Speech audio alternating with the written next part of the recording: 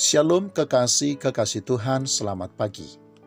Saudaraku sekalian, di dalam kitab Yeremia pasal yang ke-8 ayat yang ke-7, Tuhan Allah memperbandingkan antara burung ranggung di udara yang mengetahui musimnya, burung tekukur, burung layang-layang, dan burung bangau yang berpegang pada waktu kembalinya, dengan umat Israel yang begitu sangat buta dan bahkan sangat bodoh dengan kehendak Tuhan. Umat ini berpaling terus-menerus kepada yang jahat dan berpegang pada tipu. Mereka menolak untuk kembali ke jalan yang benar.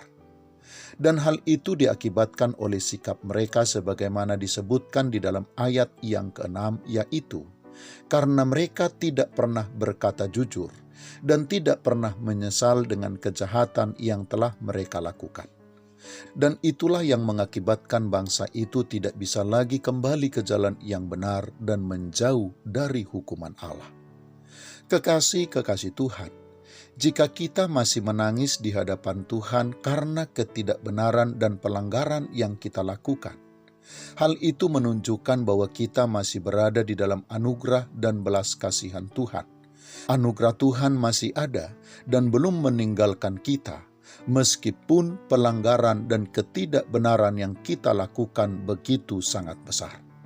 Tetapi jika kita merasa tidak perlu menangis lagi, apalagi jika kita tidak dapat menangis lagi dan berhenti merasa bersalah, sehingga batin kita atau hati kita tidak lagi merasa perlu berbicara kepada Tuhan, maka kita sedang atau bahkan sudah berada di dalam bahaya yang sangat besar. Jika di dalam pelanggaran dan ketidakbenaran kita tidak lagi merasa bersalah, maka sesungguhnya kasih karunia dan anugerah Tuhan, terlebih roh kebenaran, sudah tidak ada lagi di dalam diri kita dan sudah pasti meninggalkan kita. Kekasih Tuhan, rasa bersalah dan penyesalan sesungguhnya adalah salah satu alat atau sarana yang ditaruhkan oleh Tuhan di dalam diri setiap orang percaya sebagai navigasi moral. Karena itu, kalau kita masih bisa menangis dan menyesal dengan pelanggaran-pelanggaran yang kita perbuat, maka hidup kita sebenarnya masih dinavigasi oleh Tuhan menuju jalan yang benar.